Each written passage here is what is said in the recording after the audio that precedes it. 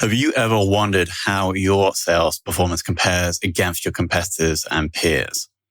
The B2B Sales Benchmark Report provides the definitive guide to what success looks like in 2021. See how you compare in terms of win rate, sales cycle, average deal value, relationships, and engagement. You can see the results and get the full report at ebster.com/B2B-sales-benchmarks.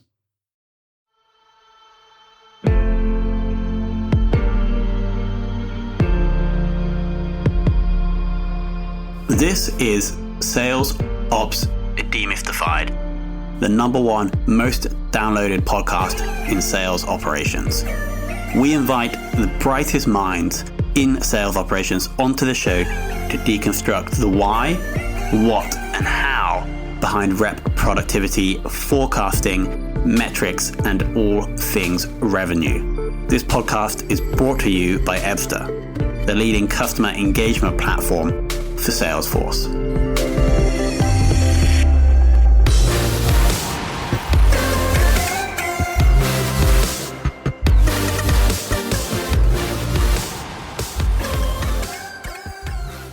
Hello and welcome to another very special episode of the Sales Ops Demystified podcast. Today, I'm very excited to bring you what I believe to be the very first Scotsman onto the show. David, welcome.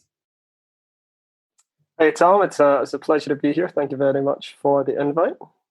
So, interestingly, David was actually the first non-director employee at a company I assume people would have heard of, Free Agent, the accounting software. So he was actually there for a decade and I assume set up and ran the full sales ops function. More recently, is currently at Cloudreach leading sales ops there. So David, let's jump right in and go back to the start of the Free Agent days, because I know you didn't join in sales ops. So what did you join as, and how did you graduate? How and why did you graduate into sales ops? Yeah, a journey and a half is what the time at Free Agent was, and one which really did teach me everything that's allowed me to go forward and use that experience and expertise, both whilst I was at Free Agent, but elsewhere now with Cloudreach. The starting point of that journey, I was stomping pavements and picking up phones and doing all kind of sales contract sales really, before I was able to get the contract with Free Agent as a warm body in a suit to pick up a phone and sell the software. You know, it was 3 technical guys who founded the company, whip smart. There's just no two ways about it. And they just needed someone to be able to come in and help them do everything that was around the non-technical side of selling. They picked me up through a contract agency. I was with them for about with Free Agent on contract for about 18 months before going full time. They were bootstrapping at that point, and it was a whirlwind, right? You did me a little bit of credit there, saying setting up the sales ops function at Free Agent, very much a team effort, obviously. And as the company grew, then they brought in senior experienced people with sales directorship experience and marketing directorship experience, as well as the company grew out and fleshed up the departments that we had. A lot of the growth in the tooling that we were using was organic, but very much decided on the best fit at the time, and we learned a huge amount about integrating processes and tooling so that we actually had a best fit product. I mean, I think some of the best experience for me from the time at Free Agent is the scars that I wear on some of the things that we learned not to do, and it really does give you the benefit of 2020, really, to see the way things were purely from situations with sales teams looking at motivations from remuneration or the processes we had in place when we were going after particular target markets without maybe identifying verticals fast enough. All of these things that now as sales ops as a thing is much more defined. At that time, it was less so. We were using EchoSign right off the bat before it became Adobe eSign or Adobe Sign. And they themselves were only started in 2006, free agent 2007. I joined them the very start of 2008, roughly. And so we were really getting to grips with not just selling SaaS, but in many respects, selling software itself online, like selling security felt like was the main thing that was being done to begin with, because you're convincing people about the benefit of being online and doing accountancy online. Whereas now you think about any tooling that you use, your go-to is that, well, of course you would choose an online tool, right? I mean, why would you ever think to go for a wet ink signature over, the 3 seconds it takes to get something to and from across the world and returned back to you? So the tooling we had, as I say, really organic and a team effort to get it in. Salesforce, when we brought it in, was revelationary in many of the ways that we were going about things.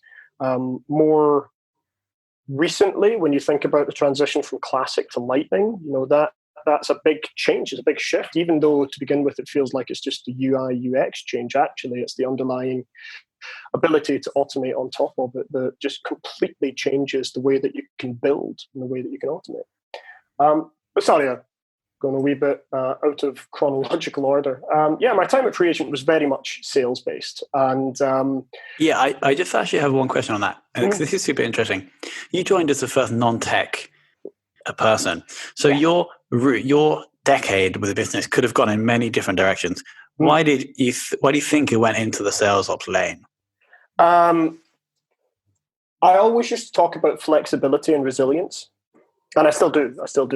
Pragmatism is hugely important. And in many respects, being able to shake hands with whatever CEO is equally as important as I did. Walking around the office, taking lunch orders for people so that they could spend time doing work and not wasting time going out, not coding and stuff. It got to the stage where I'd come back like one of the rescue dogs with lunch for everyone from Legal Jacks at the retail place in Edinburgh, which is amazing. And we were like, look, this is just nuts. So we started Friday lunches instead. We just ordered in. And many companies, they bring in these accidental cultures where, the family that eats together stays together. Literally there was a blog post that was written about that for Free Agent. That whole culture grew up really because it was something that we did. We didn't introduce it. There weren't like beanbags thrown around the place, and you wouldn't say, "Oh, I'm going to work here because I get to wear casual clothes," or I get to not have to wear shoes, or whatever. We didn't design that.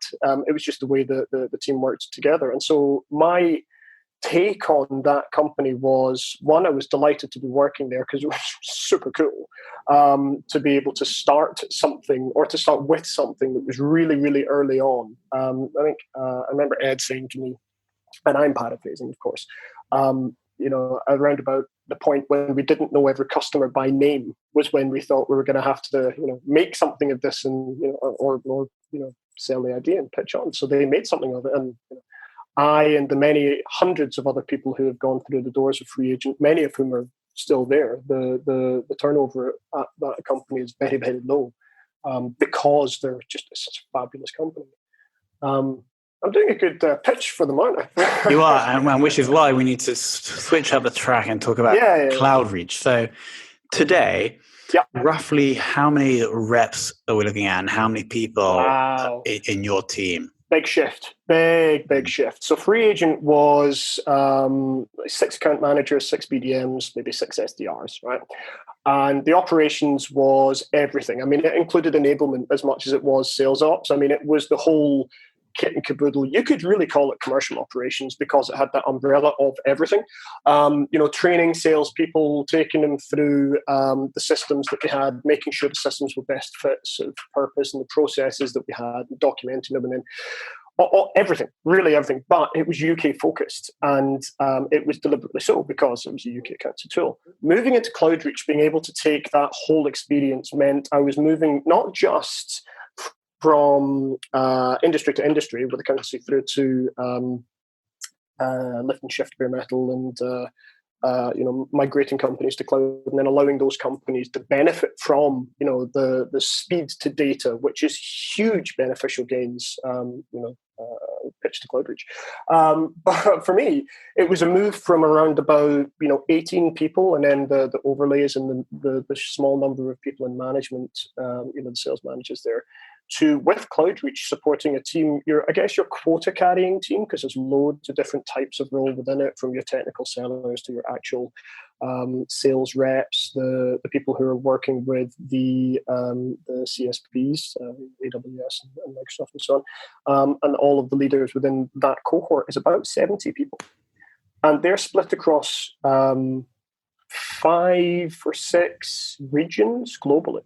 It's really, really interesting to support these sales leaders. So I, myself, jumped up from supporting a team of 1 effectively to supporting a team of 3, because I'm an EMEA European sales ops. I've got a counterpart in the States who supports the team there. But we are cross-collaborative. We chase the sun. So everything that I do, they need to be able to do, and vice versa. So we do support our teams directly. I support the European team. But when it comes to something like process rollout or indeed commission, it's the entire team, and that's around about 70 people. Massive shift. And the sales process that they follow, the methodology is very different, but it means I get to turn my hand from a particular methodology which was very customer centric, really cool methodology from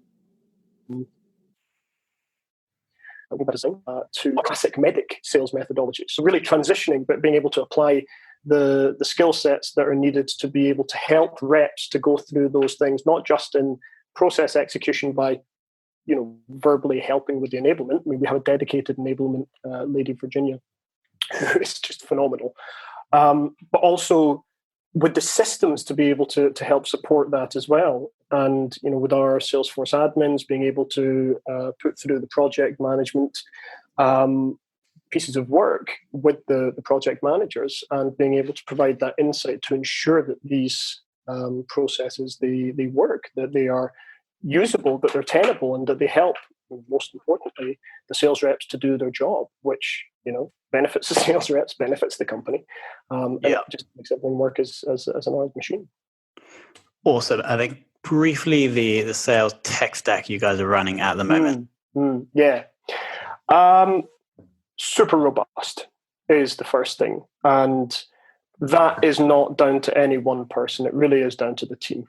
And I mean, when I walked in to Cloudreach, there were a couple of things which I said immediately, right, we should replace X with Y.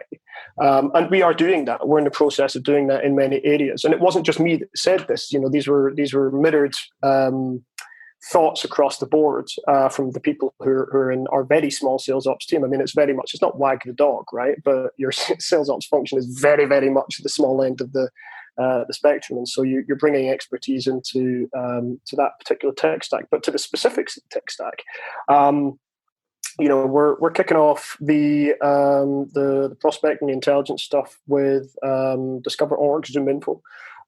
Which, it's not particularly surprising what we're using. You'll have heard this across the board. But from there, you've got, supporting that as well is what the reps are doing day to day with LinkedIn, Sales Navigator, and so on, if they're using that particular tool, which they have the ability to do so. The engagement and the enablement side of things are through Pardo and SalesLoft. Pardo's great. I mean, it's very much a cadence, day 1, day 2, day 5, day 6, how you're interacting with people and so on. The content the company's writing is fantastic, coming from the experts who are delivering that kind of insight that's for the audience they're interested in approaching. Very much the evergreen content as well. That was a huge free agent strategy, and it's nice to see that companies industry to industry are replicating that. CRM for us is Salesforce. No great surprises there. Analytics, we are getting more and more involved in Einstein. Used and loved Einstein free agent. Also, we used Looker previously, so I'm comfortable with that. Not professing to be a SQL expert by any measure, but I can turn my hand if need be.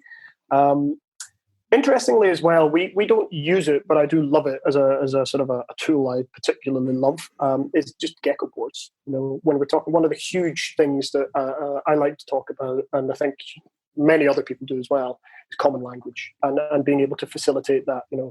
Gecko boards allow you to do that. There's only so much that you can do with the Salesforce dashboard, literally because of licensing, right? You can create the best information, the best insight, but if you don't have the ability to give that information to people when it's, it's rationalized information, you don't, pull out the underwear drawer and show everything to everyone. But, Gecko boards allow you to really distribute that information, and that common language is supported. And then, of course, as we are using Einstein, there's another really important thing, which is, can you talk about pragmatism? Can you do something quick and dirty, right? Can you use Apex Excel connector and haul some reports out of Salesforce to be able to pivot? Because, God, I'd love a pivot.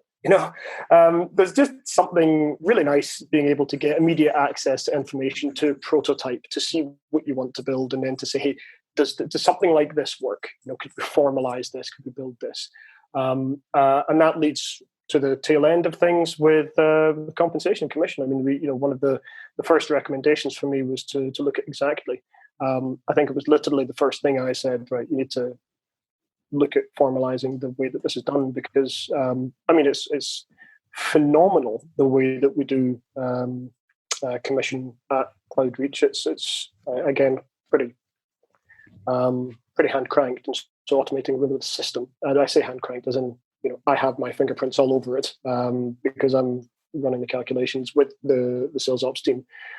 And so it's peer reviewed and really robust in that sense. But moving it to a more automated place where people have the ability to see if this is happening, then that's the impact on my potential payout. It's something that you just can't replicate if you're giving someone an export range sheet of, here's your activity, this is, A multiplied by B equals C, that's your payout. Being able to say to people, here are the insights and here is the way that your compensation could look as a motivational tool. It's just, that's a great place to be in. And obviously also, bye-bye shadow reporting. All those little insidious time thieves just go away. But yeah, that's our tech stack. I mean, there are a bunch of other tools that we use as well. I have a real soft spot for Trello. Obviously, with DocuSign, previously EchoSign, but much of a muchness there. Spotify, I would count that in my tech stack quite heavily.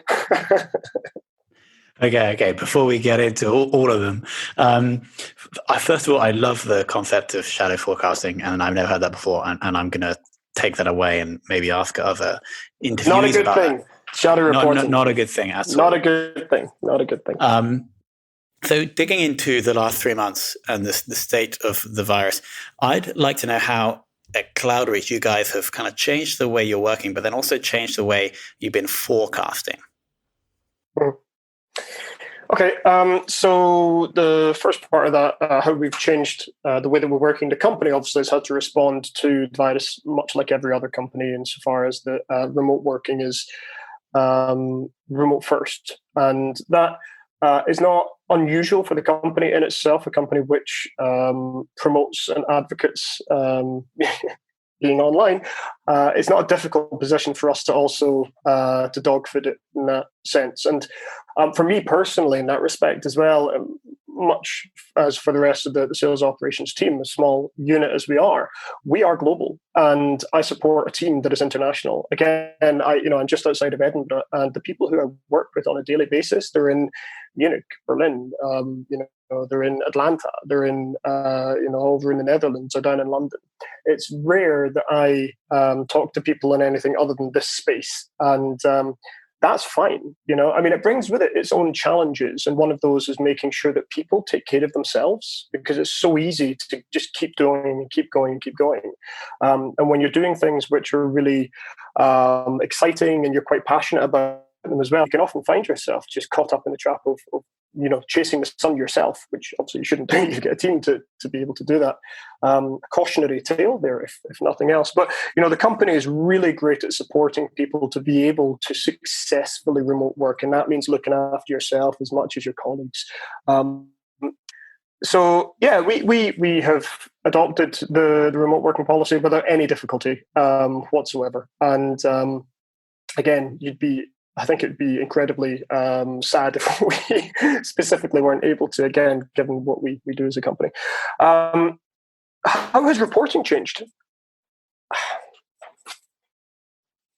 Reporting shouldn't really change. I mean, the metrics that we are running, that we are looking at, KPIs that we're monitoring, they should be consistent. The problem is inconsistency in metrics and inconsistency in that common language. And people not knowing what is expected of them is, that's a recipe for disaster. It's on us to make sure that we've got the KPIs correct. And that comes down to things like, the quota achievement, the win rate, the deal size, all those things. You can wrap them up in the pretty bow of sales velocity, where you've got a number. But actually, even just looking at the performance metrics and the efficiency metrics for the reps, these things should be consistent.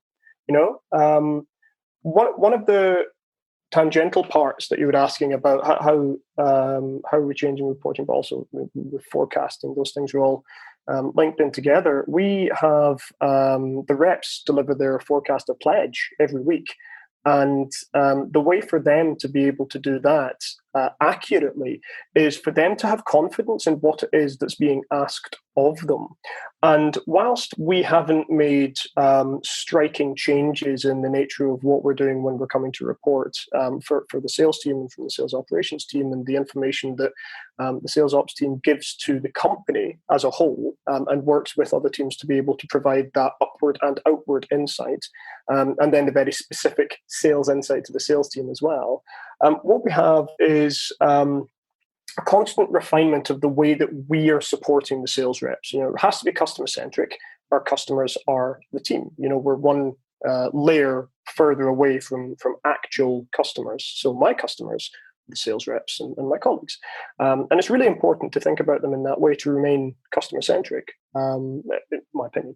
But the things that we have to do, if we're, for example, we were trying to be we're trying to be clever with the way that we were helping reps give their pledge, the closest to the pin number that they're going to give for the quarter.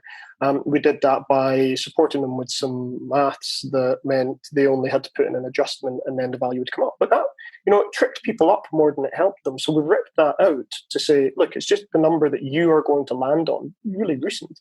Another way of looking at the way that we support people to ensure that they have the best ability to give the best data, the best insight, are those supporting frameworks like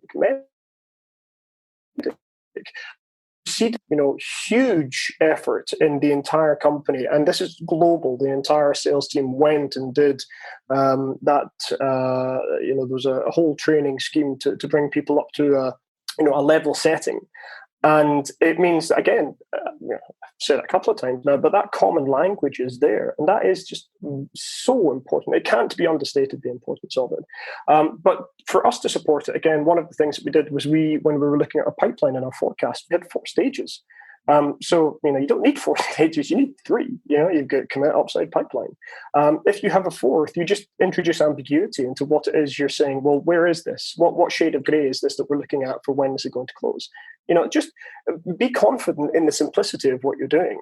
And the consistency of what you're doing is hugely important, because then you have the ability to track trends of what has changed inside of these past months, with sales cycles and agent stage, and what is it that we are seeing are the impacts on how quickly things are closing. What is the appetite for consumption? And if we decided to change our metrics drastically, we maybe respond in a sales way of providing different things. But if we change the metrics, we don't have any way to benchmark against what has gone between what is now and what has been the past 4 to 6 months. So, those agent stage and velocity metrics are going to be really interesting to see once all of this is kind of returned back to a version of what it was before we hit this, complete paralysis. But in itself, again, for a world which has gone remote, as it is as a company which makes companies go remote, business hasn't changed in so much as, it has changed, obviously. But the thing that Cloudreach does is the thing that it's still able to do, professionally speaking. And so we've been in a really fortunate position to really help companies to take advantage of the insights and leverage the benefits of being online.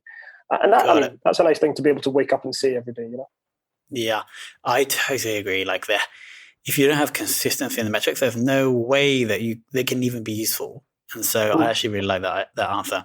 Now, for the two most important questions, who has been your biggest sales ops related inspiration in your whole career? It's a tough one, isn't it? I think it would be unfair to say that there's any single person, right? It would be really hugely unfair, because learning by osmosis as you go through your working career is a natural thing, right? We pick up from everyone. We take the things that we like the most from the way that other people, other companies, other entities have done things. But I mentioned Jacko before and the Winning by Design team, and I think I can type in what is sales operations, and any number of companies will have articles about what it is, the difference between it and enablement. And I'm delighted that those things exist. They didn't exist. I wish they had done when I started, when I was doing the administrative management of the sales side of things at Free Agent, but they didn't exist. And so a lot of what I learned was through my own opportunities to do things better, because it's only a mistake if you do it twice, right?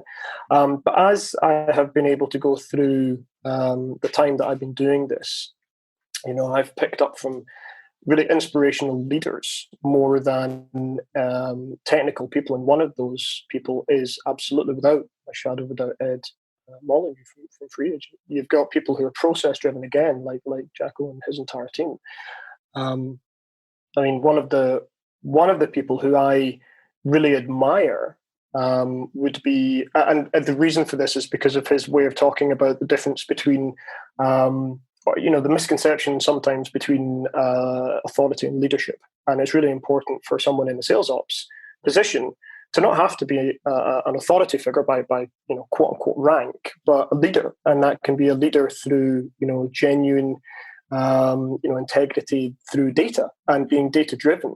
And the person who talks about that and gives the TED Talks about business in its whole entirety, Simon Sinek, it's a particularly well-known guy. I mean, I'm not alone in crowing about the things that he talks around and about. And I tell people about his why good leaders make people feel safe video all the time. It's a 12-minute video, and it's a mentality thing. It really is a mentality thing. So I'd be remiss. There are huge numbers of people who have helped me. I mean, one of the people was someone who I worked with at Free Agent, who I trained up, and then they were just going, "Hey, we could do this better.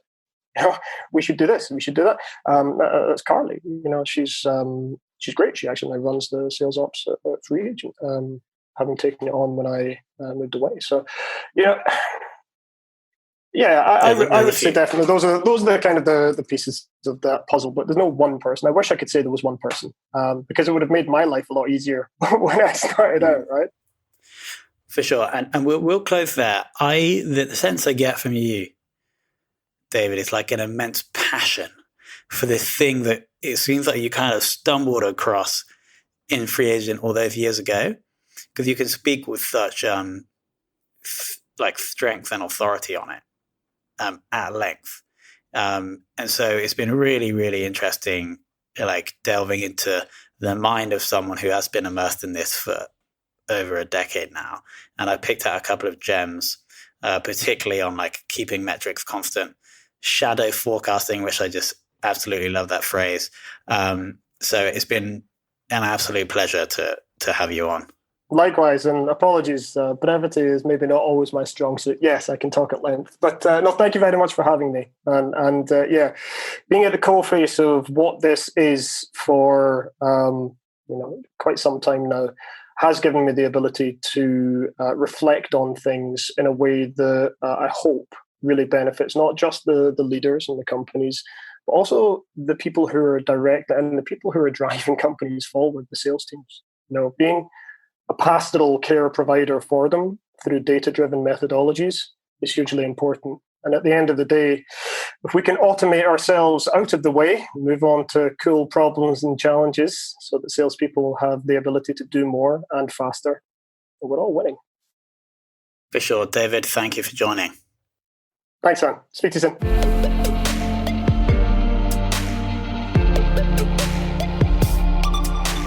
Thank you for listening to this episode of the Sales Ops Demystified podcast. If you are listening on a podcast listening application, then please subscribe, rate, and review. And if you have any questions about the show, if you know a guest, or if you have any questions about sales operations, just hit me up at tomhunt@ebster.com. That's tomhunt@ebster.com.